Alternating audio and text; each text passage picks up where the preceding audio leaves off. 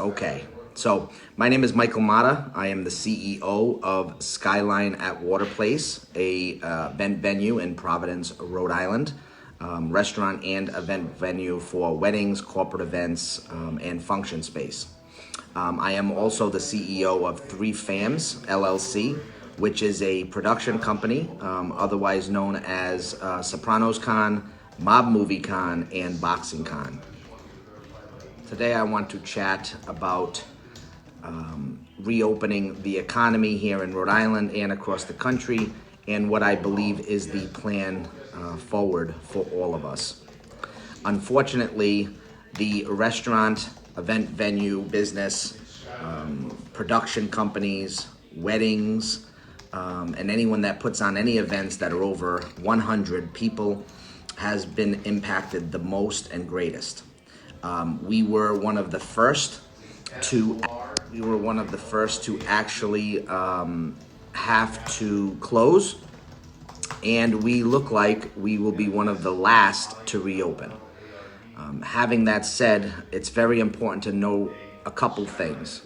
The restaurant business, event business is the hospitality vertical of our industry, and we are going to be impacted extremely negatively in the next few months to year or years.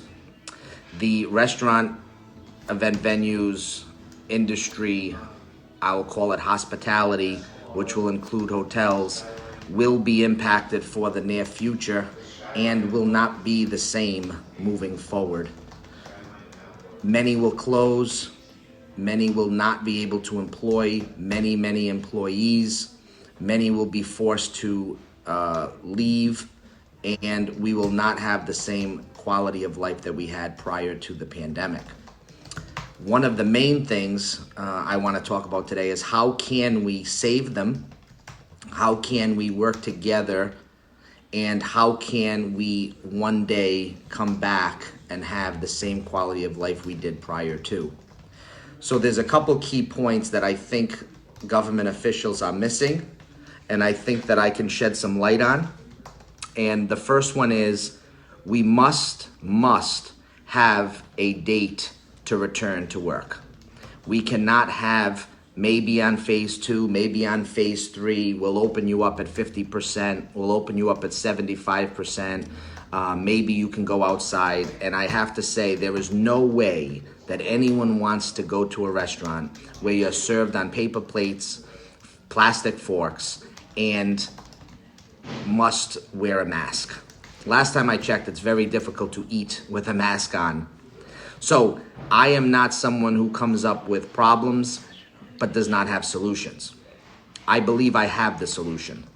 I've been sitting home, working, but listening, observing all across the country, listening to press conferences, listening to governors, listening to the president, listening to employees, listening to other businesses. And I believe that we have some stuff right and we have some stuff wrong. Many industries have not been impacted, and I say not impacted. Many industries are striving. Walmart, Target, Stop and Shop, food centers are striving right now. Many are not striving. Construction companies, many industries are still operating, making as much, maybe losing some, but not completely impacted. And again, some are making a tremendous amount of money, like Amazon, like food delivery services. Now we must help those that are most vulnerable. Majority of people that are low income earners or middle income earners are working very hard in restaurants, event venues, spaces, and we are providing quality of life for many people. So how do we fix it where we all work together?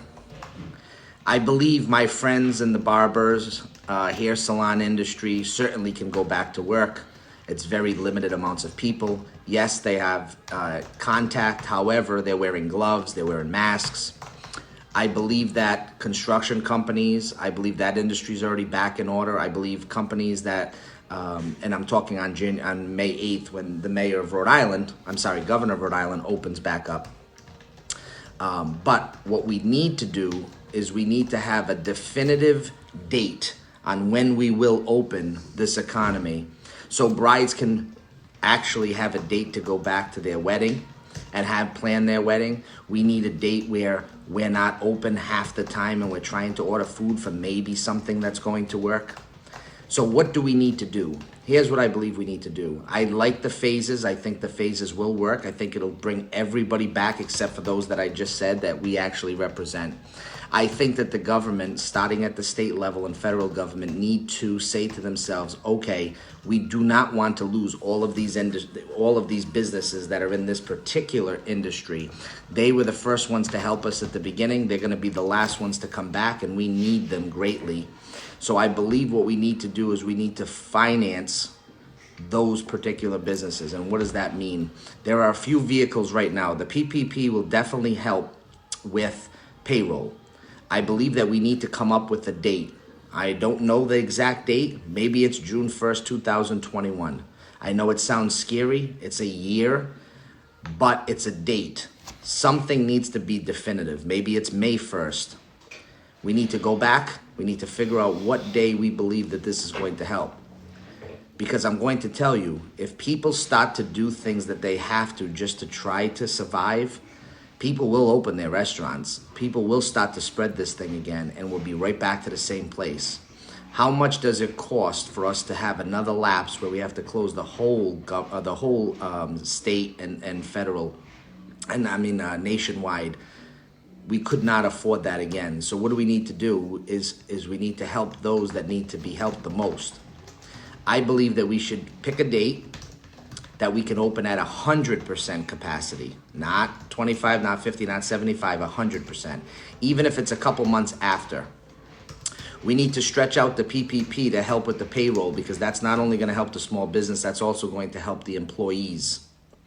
We then need to make sure that the SBA actually calls the businesses, because right now I'm going on 6 weeks and I've still not heard from the SBA.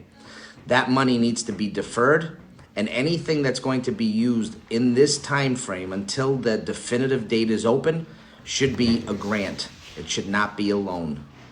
The loan part of it should be anything that's going to help them sustain themselves. That will help from everybody closing, or half the businesses closing, and all those employees going on unemployment, which at the end of the day, the federal government's still paying the unemployment. So it's not like it's kind of taken from Peter to pay Paul. So it's not reinventing the money or double dipping. It's really just putting it into the place that it needs the most.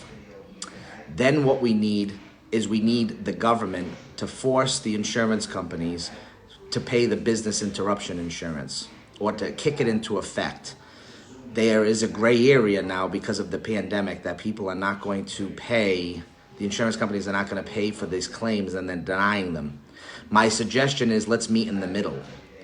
The insurance companies don't want to get sued and have to pay all that money to go to court to possibly lose. And the government could definitely kick in. Maybe it's a 50-50, maybe it's a 75-25. Someone has to figure it out, but we do need to have business interruption insurance kick in. Why does that make sense? Insurance companies have appraisers. Insurance companies do this all the time. If there's a tornado that comes in and their building has to be fixed, they fix it, give you the money to fix it, and then they give you the money that you've lost. So they've already set up that way. So for all the businesses in the industries that I just mentioned, and again, I can only speak on the industries that I know, those insurance companies should kick in, look at prior year sales, and they should compensate the businesses. Again, it could be a split between the insurance policy and the government, and they should be able to fund those businesses. We're talking less than a year or maybe a year to make sure that these companies continue, and when we open back up, all those jobs will be already engaged. People wouldn't have lost their jobs. People will be excited to go back to restaurants. People will be excited to plan their events, but people will know there's a definitive date. Now, That solves the financial impact. That solves the problem with spreading the virus, meaning we don't have to maybe have 50 people go to a restaurant and maybe spread disease and virus. We don't have to have people doing the underground where people want to get out. And in the meantime, you might say to yourself, okay, what do these people do for a year? Just get paid to stay home? No. This industry is one of the most hardworking industries there is. They don't want to stay home. They want to work. So yes, we will do takeout. Yes, we will do roads pickup at curbside. Yes, we will do outdoor dining. And yes, we will allocate those dollars toward the money that we receive. So that way we're not making profit, but we're certainly breaking even and being able to pay the bills and giving all our employees the money that they need to. We will sacrifice for the next year and not make money, but we also don't want to lose money, and we certainly don't want to have businesses go out of business. Also, the peace of mind of knowing that things can be planned and everything will go back is also very important. We will continue to work. We will do it the right way, but we need to be protected. And again, we're all in this thing together. So if we're not spreading germs and we're not allowing people to do things on the underground and people feel like they're safe, the economy will continue to boost and we will put this behind us and we never have to think about this again.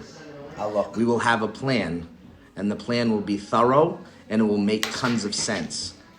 In the meantime, businesses can be encouraged to reinvent themselves, so when they do open and open fully, we'll be able to protect and never have this kind of situation happen again. That means online ordering, that means get ready for delivery service, and that means all of us coming together to work in harmony so we don't have an issue where people are out of work, can't afford to pay their bills. So again, if you like this message and it makes sense to you, send this to the governor, send this to the president, send this to congressmen, senators, and let them know there is a way forward. And again, this is for the hardest hit industry. At the end of the day, there are many industries that are hurting, and I encourage those that are in those industries to plead their case as well. But I believe most can open on phase 1 and most can open on phase 2, and if they reinvent themselves, they can work from home. We can't work from home. You can't feed people from your home to a restaurant. You can't feed a wedding without being there. That's not going to work.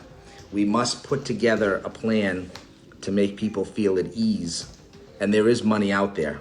Think about this. It cost us almost $2 million to put up the convention center to have beds just in case of a surge. I understand this is a costly plan. However, it has not even close the same amount of money it would cost if we have to close again. So let's open slowly. Let's open together. Those businesses that have been striving, let them continue to strive. Those that have been pretty much stagnant, let them continue and hopefully grow. But those that we're about to put under, which is this industry that I just mentioned, the industry that I've loved and known for so long, let's help them. Let's put a plan together. And that plan, once again, will help everybody. If you have questions, please email me at michael@michaelmata.com or call me at 270-1985. Again, together, if we come together with a plan, and it's a plan that everyone understands and makes sense, let's put that money together. Let's get these companies saved. Let's put peace of mind to almost all Americans, and let's get together to move this country forward. Thank you.